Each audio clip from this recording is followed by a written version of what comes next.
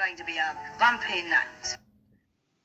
What's going on, guys? This is the Laugh Bunker podcast. Thank you guys all for joining us. My name is Josh. Paul, great to see you. Back alive in one piece. Yeah, it's been a couple of weeks. Yeah, thank you. Been busy, but it's been great. Good to be back. Good. Tell everybody about your little trip, because you came back from Yosemite. You look like, no bear attacks. You're all intact. You had a good time. I didn't cover myself in honey before going out in the woods this time, but no, it was my first time going there. Yeah. And it literally, I'm still almost speechless. I was blown away, and I've been very blessed in my life to climb and hike in certain areas of the world.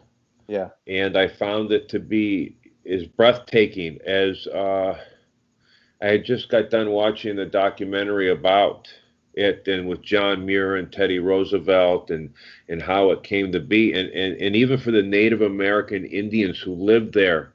I mean, to see this every day, it was pretty powerful. I was very blown away, and I love, and even with a great movie, when you expect nothing and you are just blown away, and you walk away just a changed person. My wife had never been there either, and what was cool about it was that because of COVID, there was nobody there. And it was that your first time being there? First time, yes. Never been to Yosemite, and it was a very, Yosemite is the Mecca of rock climbing. And it goes back to coming out of Stony Point over here in LA. That's where Royal Robbins and all, they used to steal electrical equipment and ropes and use them for climbing. Yeah. So because of my background of climbing and on a lowest level and mountaineering, to go here is kind of like going to the Mecca. And the first day we got there very early, very excited, my wife and I, there was no line. We drove into the valley. We walked to the lower falls, which is probably one of the top destinations, and we walked up on the trail toward the upper falls, and then we hiked all the way to the base of El Cap. Didn't see one person. Wow. Now, later in the day, we did see a few people, but I was blown away, and I don't like to be in the outdoors with people as much. I find it just my time. But to go to El Cap and look up it, and and having watched, all these documentaries like, Valley Uprising, and then just the Oscar winner, Free Solo, 2 years ago. This guy climbed without a rope. Yeah.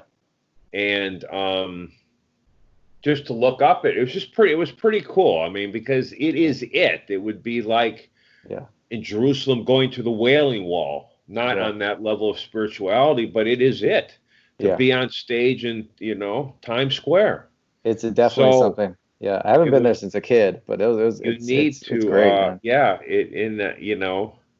It was the next day I hiked up to the upper falls, to Eagle Peak, and then to the top of El Cap.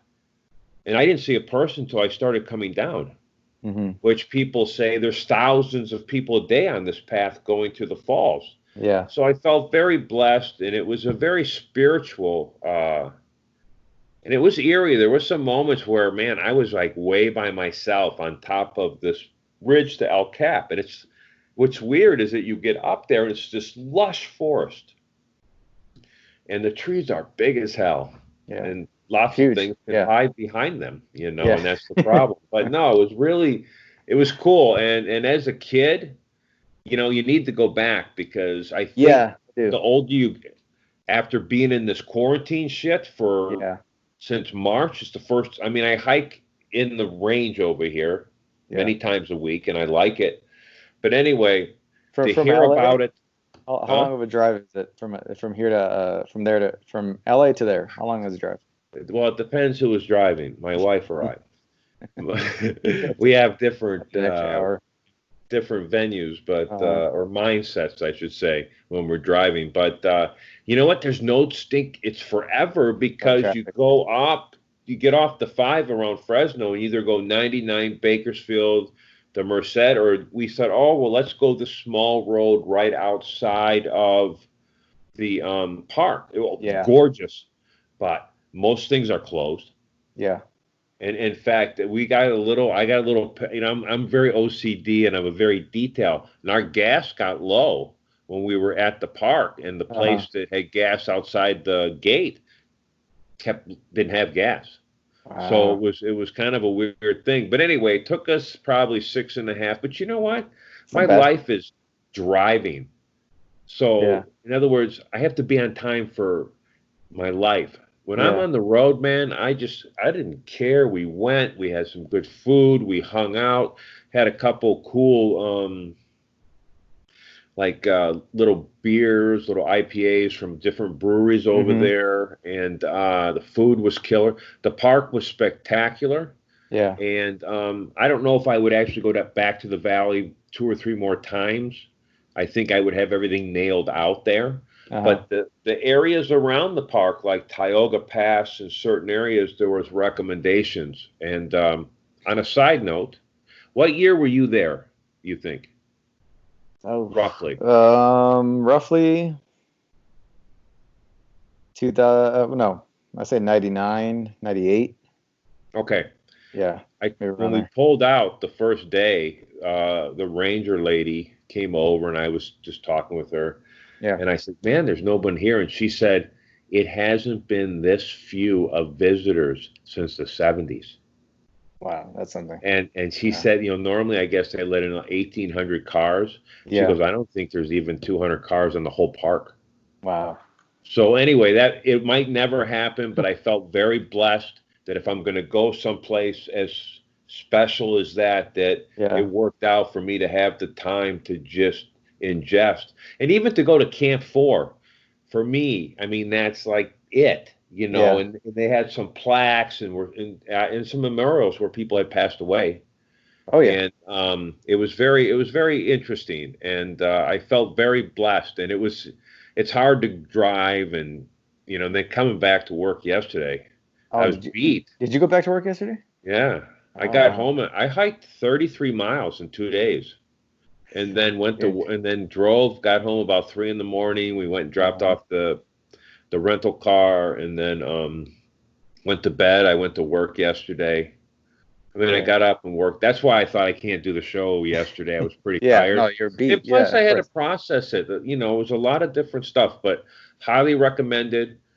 This Yeah. is the highlight for me in a long time. I mean, I saw some moments in different parts of the world, but to go here was phenomenal. Yeah. And I So highly it's a special recommend place. it. Yeah. And Cyrus from work, Yeah. he tagged he loves, he said that was his favorite place, and I said, man, go. And even Christian Pena was like, hey, when do I go, how do I go? So I tried to get, I'm not smart enough for government websites. I admit it. I am the Uh-huh. stupidest person, and I can never figure out this permit stuff. So I'm going to ask my wife to look at it, but I'd like to go back in October No, before it snows. if they wanted to go, could they go at this point? Is it you're talking I about can't the figure out this website. Sometimes okay. it looks like you can get a date, but I don't know. I Yeah. mean, it's weird because of COVID. My whole plans of the fall, even the one climb over Whitney, I don't know if that's going to happen because, well, first, not only COVID, but then they had the earthquake over in Lone Pine at the base Oh, this year, okay. 5.8. Oh. That would have been quite a trip to be out on the mountain and be rocked with that. But so Now everything's. did you stay the night? Like, well, how many days were you there?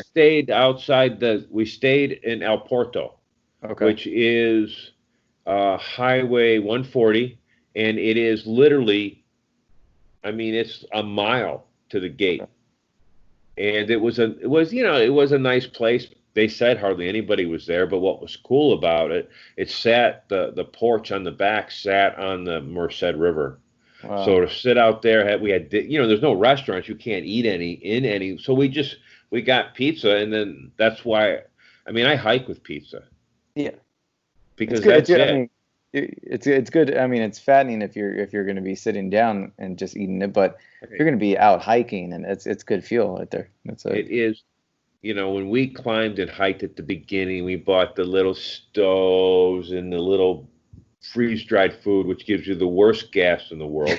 And you don't want to be in the stinking tent because it could explode if there's any sparks. Yeah. Horrible. That's what I was wondering if you guys went camping. You guys No, did, like, well, a whole tent.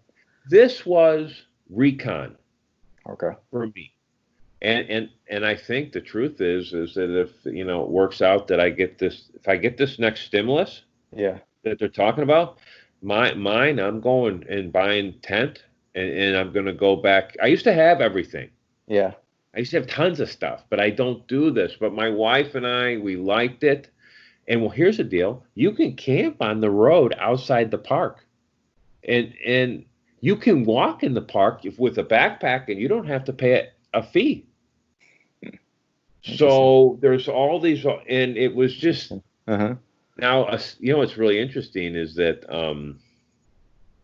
when you grew up and you went there, it probably was not as significant as if I was younger. I mean, it didn't matter to me as much, but now as older, and because of my background and living in the city, I agree. it seems like it means more now as an older person, maybe. Yeah, I would agree. I mean, from what I remember, it was fun being there. We did, rode bikes and got to see, just the area and just Half Dome. The campsite was like next to the river, which was kind of like drying up. It wasn't that much water, but it was right at the bottom, at the base where Half Dome is, just off to the left side. And it was cool. I remember being there a couple times, and yeah, I would agree. I think it would mean more now than it did then, because you kind of take it for granted at that age. You're more worried about, I don't know, like if you look cool or not. You know what I mean? Like it's like, well, Now, so when you grew up, did you camp? No, I was never. No, my parents aren't necessarily like outdoorsy type. Like we traveled a lot. We did a lot of road trips. We would go to probably Utah a lot, Salt Lake and all those. But Do you like Utah? yeah. I Gorgeous, haven't isn't it? I haven't been there since I was a kid too. Well, Utah, it's worth Idaho. it's worth a buzz over there. Yeah. It's worth riding over there. Yeah. Idaho, we did a stop in Idaho, Utah, Nevada, Arizona. And so all the neighboring states, we did a lot of traveling when I was a kid, just kind of like little road trips to the nearby states. And a lot of trips to Vegas. I knew that. Vegas was two times a year we would go to Vegas. So it's like that was kind of like the thing. But no camping. I've never been, I don't know. It doesn't interest me too much. But I do like nature and I like hiking, so I'll do that. But to camp out in the wilderness and do all this, I'm just not. Nah. Well, I grew up in Michigan. Yeah. So we did camp, but the truth is, I would have to say we did camp. We did a lot of outdoor stuff. My dad was a fisherman, so we went fishing a lot, hunting. But we would stay mainly in lodges or different places or rent cabins, to be honest with you. I mean, I did camp and different things, but I would say after I got married, we spent our honeymoon up in Colorado, in this on Boulder Canyon, and about 35 miles outside of Boulder, up in the mountains. Yeah. And it just really it was like an enlightenment. I thought, and I loved the lifestyle. And back then it was totally different. It was more like your Big Bear people. Now Boulder is more of your San Jose, tech people. I mean, it's different. It's so wealthy you can't live there. But when we were there, it was lots of climbers. And back then, even all the great triathletes and marathoners all lived in the area. They trained at the altitude. So I kind of got into it. And so then me and my wife, we did backpacking trips. We did the coast of Upper Michigan. We backpacked in the Rocky Mountain National Forest. So we were always driving down to the sand dunes from Chicago into Indiana sand dunes and camping. So yes, it became. And then when I really got into the climbing and whatever, then it was, I mean, I had thousands of dollars of gear. I mean, my rack for climbing, I mean, I could buy a house. I mean, I really spent Yeah. a lot of money, but we And did what'd you it do with it every all? day, huh? What'd you do with it all? Did you get rid of it? Did you sell Well, it? Or, you can't trust stuff. Stuff gets old. yeah, Ropes only last so long. You got to get rid of them. And the truth is, I'm not this great rock climber. I'm better with something on my pack. yeah, I'm better carrying. So I liked mountaineering better. I mean, even with the crampons and the ice axes and whatever, and I loved it. yeah, And it was really so to go to Yosemite. Because of mountaineering, I've been to the Everest, yeah. but I'd never been to Yosemite. So to go there was very, very powerful. And I can only think of a couple more places. Yeah, I really want to go, and I would have to say one would be New York. yeah, I'd like to live in Times Square with my wife and just have the time to just learn yeah, Broadway and hang there. There's got to be a history. I mean, it's so powerful. yeah. And but anyway, that being Would said, you move? A lot of people are so like I know the COVID thing is kind of is putting the idea into a lot of people's head of like maybe moving out, branching out, like maybe leaving California, leaving LA, for financial reasons, for whatever their business is dried up.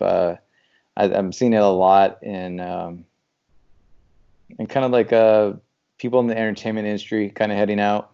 Most notably, I think the one that another podcaster, Rogan, is moving to, I believe, Austin.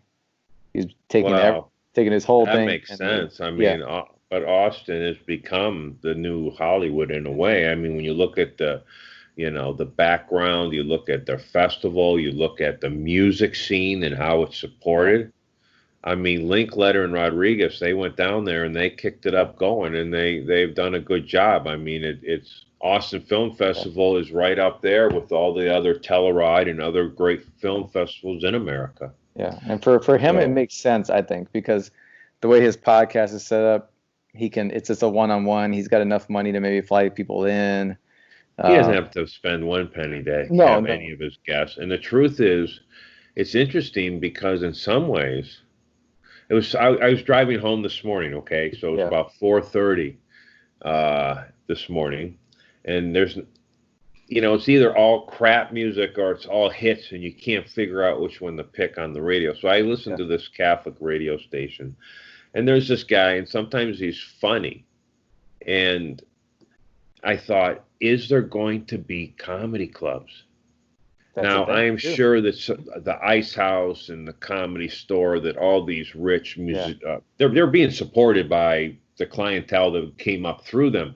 yeah, But you talked about Andrew Schultz. I love his work as a comedian. yeah, And you're right. Now is the time that you have a chance to be seen by more people than ever. And if you're going to build a career in comedy or writing or whatever, now is the time. The people that are sitting on their ass during this time are the ones that are going to be left behind. yeah, And I love that Hollywood has become very irrelevant. And maybe yeah, it'll come to the point where we just care about the story, yeah, because that's really all that matters. yeah.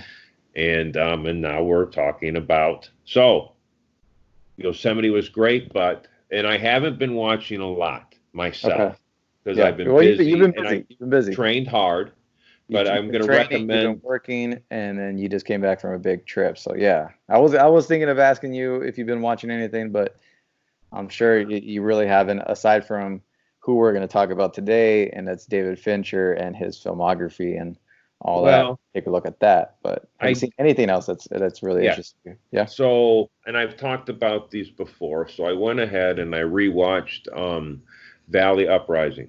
Okay. It's a documentary from about 2014 or 15, and it talks about the history of climbing in Yosemite. Hmm. And what's great about it is that it takes place in the late 50s and 60s. So not only are we seeing a transformation of the sport of climbing, becoming more cleaner with removable protection and not pounded in pitons and different things, but also culture. Think Yeah. about how the hippie culture and everything and the civil rights and everything culminated that Yosemite was the first national park to arm their rangers because of all the riots that were happening in the valley. Oh, So, because of that, it's a great film to watch. I'm a yeah. big fan of Ken Burns. We talk about him. Yeah, no, he's His great. documentaries are the best. His ability to manipulate the film Mhm. and the photographs almost makes it a film. It makes it 3D and come to life. Yeah, So I highly recommend this. The manipulation, plus you're talking about some of the great rock and roll, yeah, 60s, 70s, and it starts with Royal Robbins and Yvonne Chouinard, and it goes back to John Salath, who was climbing in the 20s and 30s yeah. there. So anyway, it's a great film, but it ends with Alex Hinault. He was the Yeah. first one, and in the film, he solos Half Dome. They did a documentary a couple of years ago. He's the first person to solo El Cap, 3,200 feet, no rope. Now, Wow. I stood at the base of this and looked up it. Yeah, It's it's huge. Yeah, staggering. It's 3 Sears Towers. yeah, Not the Sears Tower. It's been bought by someone else. Who knows? But it's big as Chicago. yeah. And then the final one is Dawn Wall, which is a part of it. What's interesting, Valley Uprising ends with Alex. Hmm. Free Solo is Alex. And then Tommy Caldwell, who did the Dawn Wall, a part that had never been done Yeah, without Pete Towns, did it. They lived on the wall forever. Caldwell trained with Alex to go ahead and get ready for Free Solo. Both have been tied by the hip. Both were young climbing phenoms. The difference is, I remember Tommy Caldwell when I was getting out of rock climbing. He was coming up, and he was the first one to do a 515, which is a level of skill. yeah. One being walking, you know, 2, 3, 4 ropes, whatever. But anyway, those are my 3 recommendations of documentary that That's I've great. watched. The only other thing I've watched in the last week or so is what we're going to talk about because you prompt a conversation. Yeah, You're excited. My wife and I love this director that yeah. we're going to talk about. So tell me what's your view of the week and what are we talking about? Well, before we get to David Fincher, we're going to talk about David Fincher right now. The thing I've seen recently, well, you know what? Yeah, I finally got around to watching The Last Dance. Finally, Okay. yeah, I'm at the last episode. It's been great. It's a great documentary series. I loved it. Is it okay? So for you, not living that generation in a Yeah, way, and do you feel as attached to the story? I felt like it was a good yeah. story, and The I the love the latter way they years. cut back and forth. Yeah, the latter years, because obviously I was too young for the early '90 years, the early '90s, late '80s era. I was too young for that time, even when he signed and all that. I would say the mid '90s, 95-ish, 94, 95 is when I became more aware of Jordan and seen some games, and so from that point on, I would say once like around the time Rodman came into the picture and like around that era is when I became more aware of Jordan and who he was and what he represented and all that. So yeah, Were no. you a basketball fan, or do you Well, watch basketball? at that age, I was a big yeah, I watched it a little bit, but I didn't really stick to any one sport. I think I just watched whatever was on at the house. I had a lot of young aunts and uncles, so they will all have something on. Um, but I was a big Shaq fan. I was a big Orlando Magic fan. So that was during that era when Jordan was just crushing everybody, especially them, and in the finals and all that. So it's yeah, I remembered it, and then it was very interesting. I really liked the documentary, how they did go back and forth, a lot of information, like how just little things that I thought were cool, like where Phil Jackson was, he would name each season, Mm. like yeah, and that one happened to be The Hey, Last we give Dance. them the Yeah, book of it's each from the book. that kind of Uh-huh. was the metaphor for the season too. Yeah, Yeah. yeah. I enjoyed Some of those that. guys I don't think could read though. Yeah. And just seeing Jordan, uh, seeing all the layers of the guy and how competitive he was, and I enjoyed them interviewing like people now, and then him watching it on the iPad and him responding to their, because Like Isaiah Thomas. yeah, you normally don't get to see that. And yeah, and I didn't even know that there was that much, that lingering long dislike for each other with Isaiah Thomas and him. But yeah, no, I thought it was great. I thought it was a really well done series. I'm pretty much finished with it. I even looked into Jordan's when his dad was killed. There was have you looked into that case? Mm-hmm. It's a little. Well, they okay. Yeah, I looked at like the I think the documentary. I think the right people are in jail. That one's a little, but if you look at the people that are connected to those guys, it's a little, yeah. It's you have That's one. where those rumors came from for years. I mean, Yeah. we have okay. I lived in Chicago. I was there when he was a rookie. I'm from Detroit. The bad boys came in. I mean, it was basketball like. I mean, it was, and I always talk about my church had the basketball court in Chicago on the north side, and one of the pastors, this African American guy named Ron. I mean, this guy he walked in the shoes of Jesus, but when he was on the court, he was Bill Laimbeer, and he just was like, I mean, they called it the Thunderdome. I mean, people had to pray for forgiveness after leaving and they said if you got up, it wasn't a foul. Yeah. You know what I mean? Yeah. So it was such a different era. But on that note, one of the major producers in this film is Jordan's production company. Oh yeah. So when they touched a little bit on his dad's death, and I understood why they kind of just went over it, because they manipulated away from it. Yeah, because it wasn't even so much about the gambling, because I know the media really sucked to the gambling part, and they threw that in there, and they made the media kind of like, look bad in terms of like how they focused on his gambling habits, and that what maybe led to his death. And then that was it. That was pretty much the whole end of the story. Well, they had the naysayer up there, yeah. Defending everything. But I'm not saying it was, but But if you look into the case was there was a local like big time drug dealer who was connected, who on in the phone in the dad's car, the car phone in there, the first phone number that was dialed from there around the time, maybe after a few hours where he was thought of being killed, was made to that drug dealer, and that drug dealer's dad was head of police in that area, and who is connected to all the other people, who was assigned over that case, and who's connected to all the people on the case. So there was that. And then it was crazy because the phone records are pretty damning, but they didn't really look into that any further. They didn't question the guy, because he's well connected. So they didn't question him at all. I think they arrested the people who I think should have been arrested, who did the murder. One trigger man, one who helped dispose of the body. But if you look into like the phone records, yeah, the guy who was first called wasn't ever questioned, never arrested, and he's a big time, drug pusher in that area.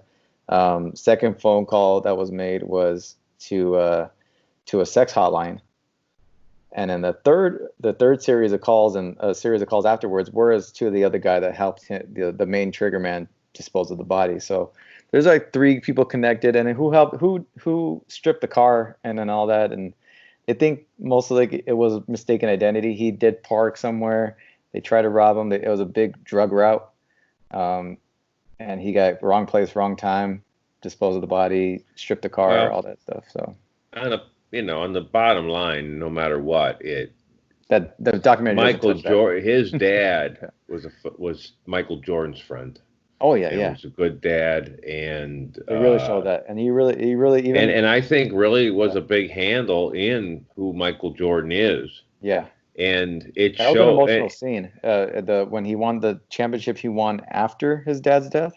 Oh yeah, I remember I watched it. I mean, I remember we saw it on TV and crying in the locker room on the floor holding the basketball. It wasn't because he was happy he won a title. It was because he was probably sad because his dad wasn't there and he won the title. And it's like I think it was a the culmination combination of of everything. just getting over all the stress. Oh yeah, yeah. I mean, if you look who he had to fight through, I mean, Oh we're yeah, not talking about, I mean, not just the Pistons. I mean, you had the yeah. Celtics, you had the Magic. I mean, the level of quality. And it was funny because when LeBron James said that he was the king, Michael Jordan did the Instagram, showed all his rings, says the king doesn't lose in the big dance and in the big game. But that being said, yes, That was a great series. It's on Netflix right now, so if anybody wants to watch that, that's good.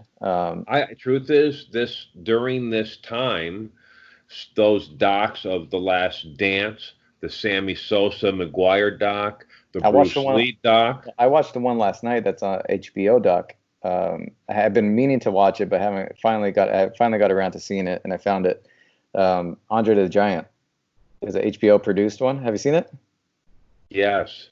No. I'm sorry. I was thinking about something else. No, I haven't seen it, but yes, I am familiar with Andre the Giant. That's from my era. Yeah. And no, That's is a it very worth good. watching? Yeah. It's a very good documentary. It goes from the start of his career, from a child. He had gigantism. He's pretty much a full-grown man by the age of 15. I think they measured What him did he around end out? He was what, 7 foot, 7'2" ish. I think they think 400 pounds or they something build like him that? around 7'4", but he was Mhm. definitely around the 7 foot, 7'2". I mean, that's like a steak, Huge, and that's Shaq, man. yeah, huge man, gigantic hands. Just no, they touched on the drinking. They touched on his What relationship. movie was he in? Princess Bride. Exactly. They had most of the cast on there. They had Rob Reiner. They had Robin Wright Penn. They had Billy Crystal in the documentary. They had a lot of people in there That's a talking great about it. movie, by the way. Yeah, Recommendation, big time. Princess yeah, Bride. Even has Peter Sellers in it, yeah. and it's a great movie. Now, question: do you think that we have Shrek? Is there any connection to Andre the Giant and Princess Bride and Shrek? Um, yeah. As far as the Do story you and see any? the look, Do you see yeah, any connection there? yeah. I could see it. I Uh, think they based the character, or the look of the character, off of like this old 40s wrestler. He looked like Shrek. I had to pull up his name. I forgot his name, but I mean, just like a ogre of a man. Like he looked like Shrek. They based the character off of that. But as far as the story and the relationship with the princess, and like yeah, it's very very Princess Bride-ish, I think. Yeah. well, that's interesting because Yeah. I just think, okay, excellent. That's great. I recommend that one, the Andre the Giant. Other Well than done. that, I haven't really watched much or news other than my docs, and I did watch a movie, The Social Network. Yeah. I've seen it probably 3,000 times. It's Yeah. one of my favorite. It's written by Aaron Sorkin, directed by David Fincher. And So you David Fincher, we're prompt this talking about David Fincher. conversation. Huh? So, David what's your Fincher, man. favorite movie of David Fincher? Well, I mean, it's hard to say favorite, it's but hard to obviously say. one Yeah. sticks out. The one I watched last night, Fight Club. Fight Club was probably one of my favorite movies, and still is one of my tops. Since it came out back in like '99. I think it's very well done. It's totally David Fincher, and I think even Chuck Palahniuk was like saying that David Fincher, even the movie made his novel, even like it outdid his novel. Best-selling novel. Yeah, I think he did a part two too. He's been on the road doing a lot of Fight Club illustrations, like graphic novels. But yeah, David Fincher, I think he's great, man. If you look at his filmography, you don't realize what this guy has done and worked on. Like you just, unless you really look into it, and he's has some hits, and the list goes on and on. Zodiac, Benjamin Button, Social Network, Panic Room. What else? Girl with the Dragon Tattoo, which I thought was great. Yeah, just a list of Aliens 3. I heard on Aliens 3 he had a lot of issues with the film studio, and they were doing rewrites on him, and he was like I think the only directors to ever direct a Alien movie that never did commentary for it, DVD commentary or any of that stuff, because he was just his vision and their vision did not align, and Well, they had his vision sticks in his films. Yeah. All his films have the same look. Yeah. And it's very interesting because he's from Denver, Colorado. Mm-hmm. He moved to California next to George Lucas. Yeah. And it was a documentary about Butch Cassidy and the Sundance Kid that got him into filmmaking. He went out and bought an 8mm film camera, a.k.a. just like Spielberg did when he was young. Yeah. And went through the whole music video scenario. I mean, he did music videos for, Aerosmith, Michael Jackson, Madonna. I mean, you're pretty much on that level. Aliens 3 was his first movie. Yeah. That he did with Sigourney Weaver. And I mean, you're coming in too. Think about the pressure. The studio is thinking of, Aliens 2. We got we had the Terminator. We got Cameron's whole body of work. This guy steps in, and it was a different feel of movie than we might have normally not seen. Yeah. So he came in, and it was a different type of film. It was a little different than what. It wasn't like Arnold or Sigourney Weaver shooting everybody. It was a little bit more subliminal, darker. But really, his first job also was with Lucas. And he worked through Lucas. He was an assistant cameraman. He worked on Return of the Jedi, Close Encounters. Hitchcock is his mentor, Scorsese, great storytellers. And so because of his ability of shooting behind the camera, he tells the story. And when you see his films, there's no doubt that it's his films. And I have to say is that I had not thought of him when we talked about movies earlier on. Yeah. But his movies, and one of them, there's some of our favorites. Your favorites, some of mine. The Game is my favorite of his with Michael Douglas and Sean Penn. Yeah. But I have a question for you. Yeah. When you watch a movie, do you care more that the hero conquers a physical foe or an eternal foe? I mean, if it's both, obviously, but I like the change in character myself over just beating something. What do you like? No, I like, I definitely would like a little bit of both, but probably conquering something. Yeah, I do like that. It sticks with you a little bit more, I think. Yeah, I like that. Yeah. The Game, like I said, was my favorite. The Social Network, I love. I keep watching I love that it. movie. That's a great movie to rewatch. I love the introduction. I love Seven with Brad Pitt and Morgan Freeman and Kevin Spacey. Ebert said that's the most. Little fact on that one: the head in the box scene was not going to be in that. The studio did not want that scene in the movie, and Brad Pitt and David Fincher fought to keep it in. So it's funny because Ebert said that is the most evil movie of all time. He said it doesn't let up. Every scene is just horrible. And it's interesting because it's all based on the 7 deadly sins, which has been done before. But I thought that was a great film, and really Brad Pitt being in a few of his films. Yeah. Okay, so Fight Club. Mm-hmm. I saw it at the theater when it came out. I loved, obviously the opening, the scene on the plane. How's that working out for you comment. That went on for years in the trades as we were. Yeah. Question for you. Did you figure out that it was the same person? And if you did, we're going to spoil it because if you ain't seen it from now. If you haven't seen Fight Club, then you need to get a life or something. But tell me, did you figure out it was the same person eventually or no? Yeah, because you notice the little blips of Brad Pitt, like in some scenes, it'll be in the corner. You'll see like a little blip. So I kind of like after a while you figure it out a little bit. I figured it out when he's on the phone and downstairs, and Brad Pitt's upstairs. Then I just realized that's his head. It's the metaphor. It's up. Yeah. He's talking to himself up, and so. But it's got Meatloaf, the famous who has the breast, the famous rock and roll guy, from my era, and I thought it was have you read the book? The book itself, no, I never read the book.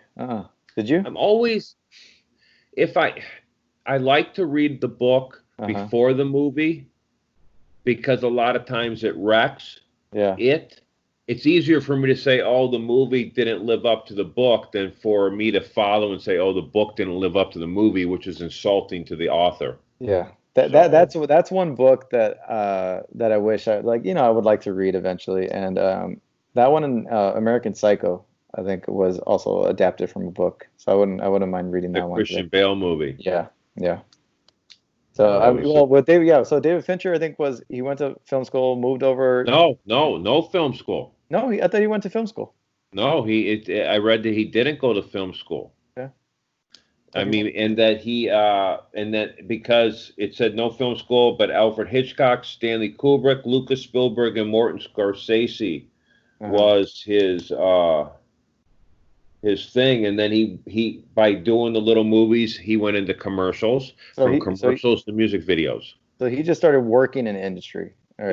Yep. Well, he started working through commercials. Okay. Production assistant, shooting his stuff, creating his reel, music videos, did music videos for everything. Then Aliens 3 was his first film. Yeah. But he also done TV. So we got House of Cards. Some of his TVs.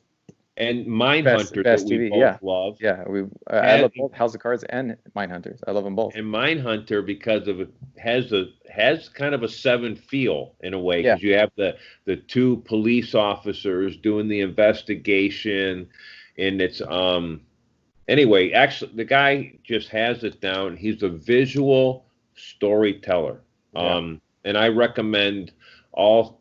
The only movie though I have to say was Girl with the Dragon Tattoo. Okay. I think on its own, it was a great film. I love Daniel Craig, the Rooney sister, who was the one in Social Network, by the way. Yeah. Which you would never make any connection of those two characters. She doesn't look the same. She doesn't look the same at all. Phenomenal.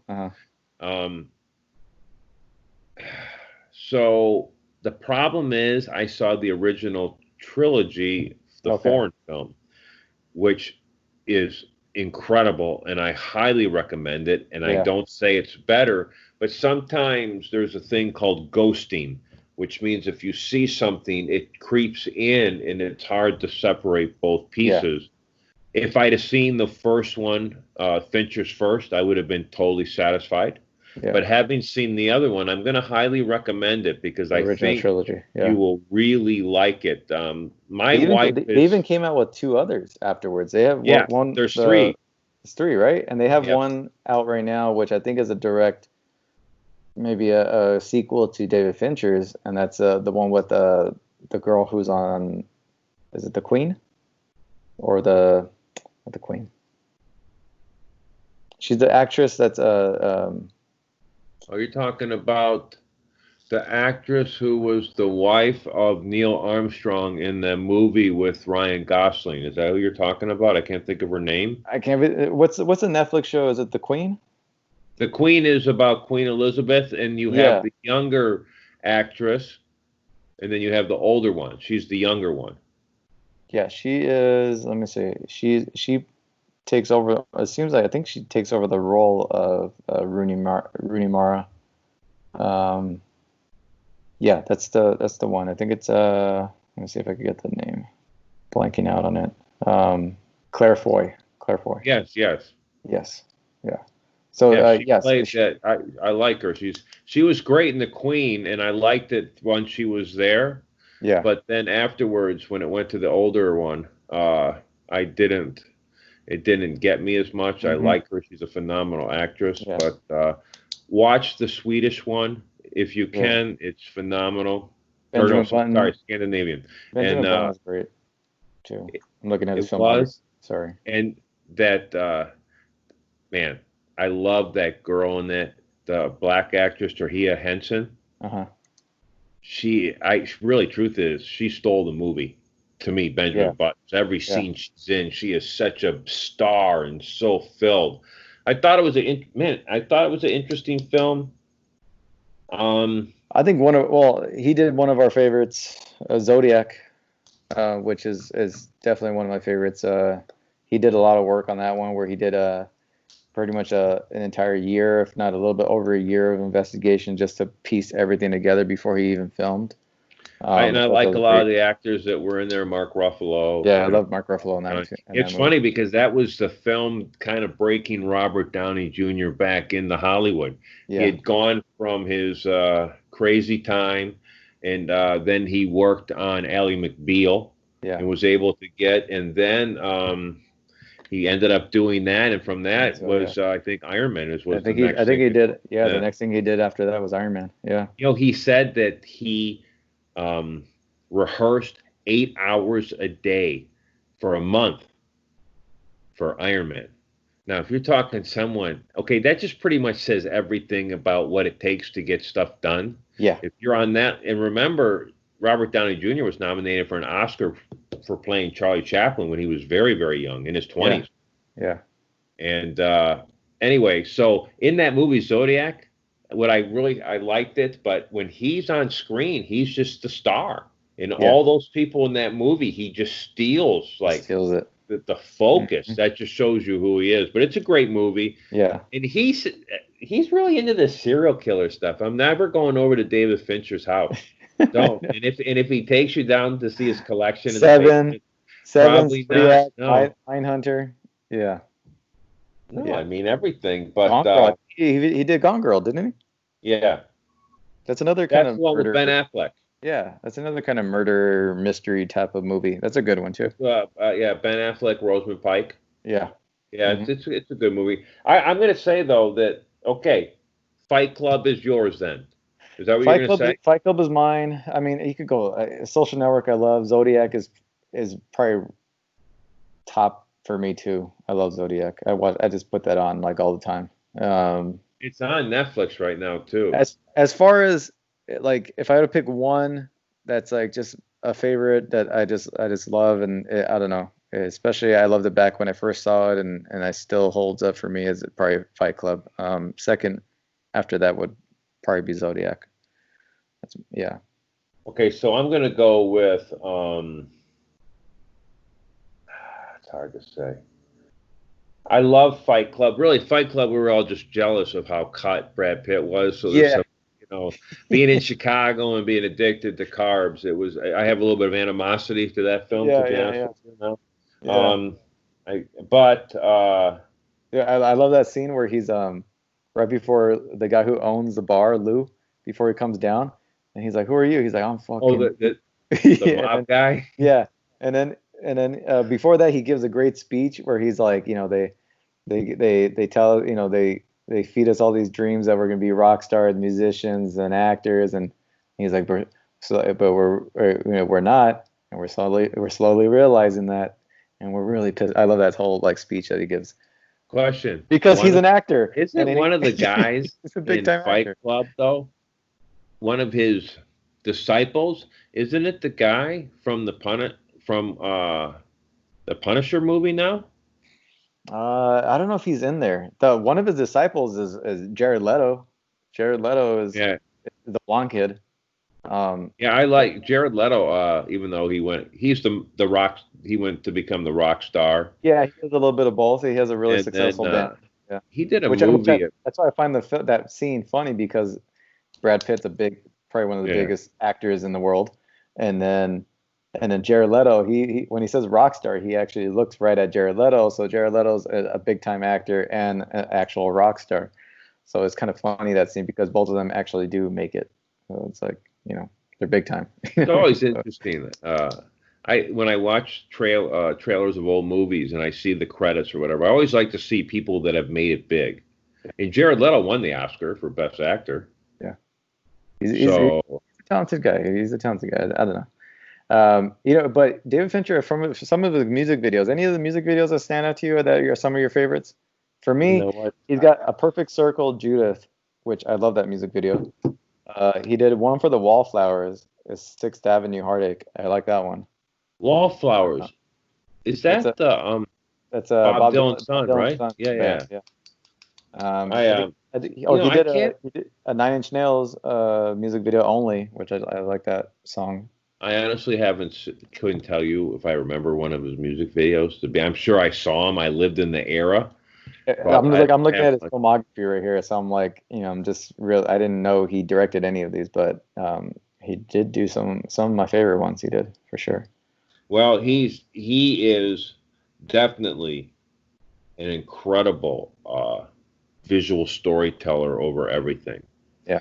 And I, I would have to say, it's funny. We talked about a lot of different directors over the last couple months, and I'd have to say, we talked about Tarantino. I like some of his stuff, but I have to say I probably would have like more of Fincher stuff than Tarantino stuff. There's a thread that I get attached to. I love and he uses a lot of not talking. When you walk into, like, even in Seven, you walk into those rooms, these cops aren't talking. There's no conversation. You're seeing everything and you're having to process it quickly. He uses I he uses respect music that. really well too. I know he does music videos, but his ability to use music and to set the tone of the Social film. Network was Trent Reznor and Atticus Finch. Didn't they both do the Soundtrack music to for it. that? So and it's great. That opening where Mark Zuckerberg's character is, takes off on the bike and then he goes and makes that website where it's Face Mash website. But where it's like that monotone, like ominous kind of music that kicks off the movie, really, like after the bar scene. And we get what I loved about the opening of that too is Fincher tells us the story. So, I feel like I know Harvard by seeing this. So in other words, he's on the campus. We see different things. Even when we see Andrew Garfield come in, it's 2 a.m. He has the RFID passcode. He opens the fridge. It's Heineken's. He's drinking, not Budweiser, you know what I mean? Yeah. He opens up the Phoenix computer. Club. Yeah, the Phoenix Club scene, the party scene. At the same time. And when he opens the computers in the first shot, we see the blog. The second computer is all code. So we're told all everything. This guy can do this stuff. And I like I said, you talked about David Fincher, and I went and watched it again. I could watch that movie every day. I love the way it cuts back and forth, and I love. We don't talk about him in here, but Armie Hammer playing two brothers, and they're both distinct enough. And I thought he did a phenomenal job in doing that, and even the lawyers. The way that the law was, the lawyers were great in the movie. Depositions and were taken care of, and it was just it's a Rashida Jones being like on the council. She's one of the. What did you think about Timberlake? I thought it was great. I mean, normally I probably wouldn't like go out of my way to see a role of his. Not that I'm hating on the guy. He's just Timberlake. He's acting. He does a decent job. But his fit the movie and it accomplished what it needed. And he played what's his name? What's the character's name? I can't think of it because you took it from Napster guy. Yeah. The Napster dude. Yeah, we'll just call him the Napster dude. The Napster dude. Yeah, I don't know. He did a good job. I think he did what he needed to do.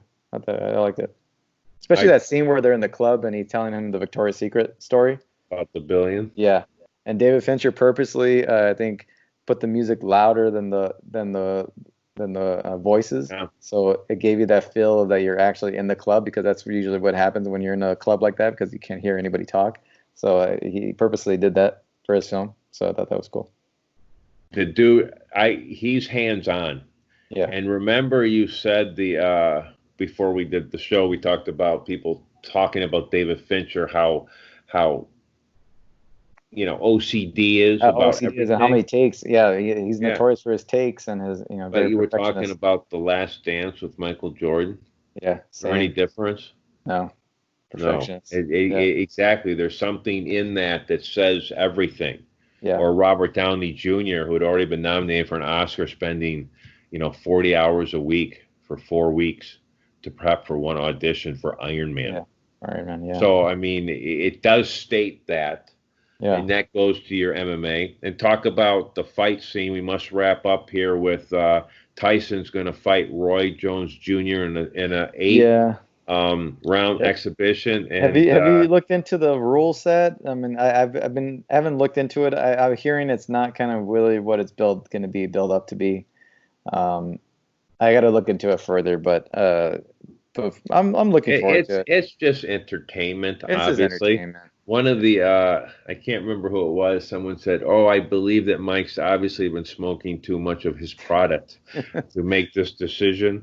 Yeah. And He looks good though. I mean, I haven't seen much of Roy Jones, but like Roy recently. Jones, it's interesting because back then, so that was my era of boxing and watching it. It was very popular. The only MMA had was a little bit of kickboxing, but really nothing. Yeah. And Roy Jones Jr., remember he got robbed in the Olympics. He should have got the gold, and he was just really he was the face. He was moving up, but then he got he moved out of his weight class. He got crushed.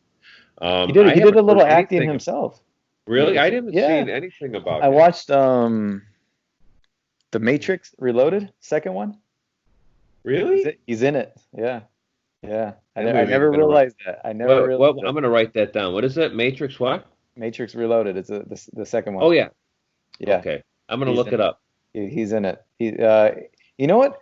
And I give him still credit. A boxer when he was doing that? This was he must have been closer to his fame then, at least. This is early 2000s, probably 2004 or something like that, 2003. But he, you know what? For the roles the role and for the amount of scenes he had, and he had lines in it too.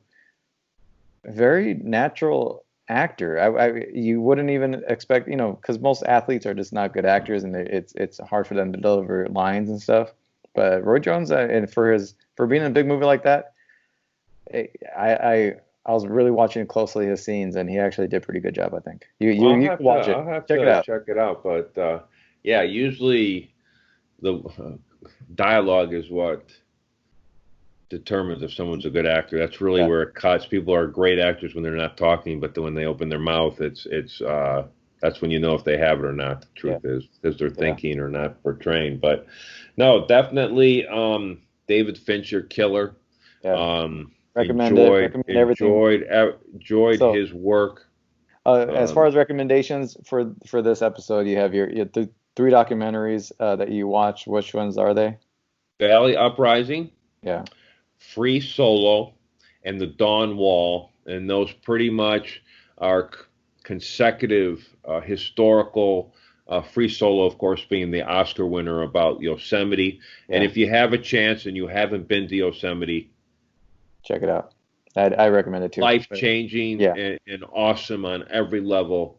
Definitely worth going. For David Fincher, obviously, there's too many not to recommend. But I got it. I'm going to go with The Game for me. I'm going to go with Seven. Yeah. I'm going to go with The Social Network. Those being my three films that we'll also put down in the Twitter blog. But those are my favorite of his films. Yeah. What about you? I'll go with Fight Club, Zodiac, and what's another one? What did you mention? Well, okay. Aliens 3, 7, The Game, Fight Club. Panic Room was the biggest hit of his with Jodie Foster. Forrest Whitaker leading the band. Isn't the young Kristen Stewart, I believe, is in that movie also, right? Correct? You know who was gonna instead of Kristen Stewart, they had Hayden Panettiere was actually first cast, and I think David Fincher found her to be annoying. She was from what show? She was a superhero at first, right? I think she was on Malcolm in the Middle at that point. She was on at that time. She was on Malcolm in the Middle. Didn't she go to? She was a superhero thing. Oh yeah. It was called Heroes. Yeah. Heroes, and then she did. That was a big show. Yeah. Nashville or country western show for a while. Yeah. So definitely, I think for me, Social Network, Zodiac, Fight Club. Those are my three. No, it's funny because I had not thought about Fight Club. I'm going to watch it again. Yeah. I love the narration of Edward Norton too in the film. It really. And his makes TV, a lot. his TV work, Mindhunter and House of Cards. At least the first 3 seasons of House of Cards. I wouldn't really watch the last season. It's not really. Well, it's funny because it was recommended to me and I watched it, and it's very depressing because you actually know all this is really happening in Congress right now as we're being screwed over Oh yeah. Oh yeah. by people that don't really give a crap. I mean, Oh, yeah. and so that's my apolitical statement of, you know what, it's on both sides and it's killing us. But anyway, and I thought it was to me with House of Cards, when the author got involved is when it kind of snaked for me. The first 2 seasons, man, you're just killer, like, man. Those are killer. And there's so many great people, and all the congressmen and everybody involved is so good. And it's great. It's highly recommend. And Mindhunter too, because we've seen all these films. So in other words, I think it's nostalgic in a way, if that makes sense. Yeah, yeah. And you know, the young guy in the Mindhunter, he was in the original Hamilton cast on stage in New York. Oh, really? No, I didn't know that. Yeah. So, and I love the older guy who's in it. He seems like he's great. A cop, doesn't he? He's in Fight Club too. Really? Yeah. He's one of the henchmen. Yeah, he's one of the part of the crew. Oh, yeah, that's fast. Now that's the kind of stuff I like when people's career goes forward. Do you remember when Meatloaf got killed in the movie? Okay, watch the movie, and then he's the guy that's like Edward Norton's, like, you know, he's himself, and he's like, oh, you know, Bob got killed, and he's like all distraught. You mean, is he in the room when he's tied to the chair at the end? He's right? I think he is. He's one of the main henchmen in that movie, and that one of his big scenes is when Meatloaf gets killed. And then Edward Norton's kind of all distraught because that's his good friend and all that, and he kind of brought him into the house, and he's Edward Norton's himself. He's not like, you know, into the whole thing. But the guy from Mindhunter is like, oh, this guy's name was Robert. He had a real name. His name was Robert Paulson. And then he's like, oh, he's the guy that's like, oh, in Death, in Project Mayhem. Robert Paulson. Yeah. He's like, in Project Mayhem, you have a name. And his name was Robert Paulson. He plays that guy. That's his line. That's his big moment in the movie. I'm gonna Google it later on and watch it. But, yes, definitely highly recommended. Excellent. Yeah. All right, man. All right. Good catching up with you. Good talking to you. Great Excellent, episode. Man. We'll hook up next week. I mean, we won't hook up because that sounds bad, but we'll definitely talk next week. Whatever. Yeah. All right, man. All right. Well, have a good night. Yeah. All right. Take care.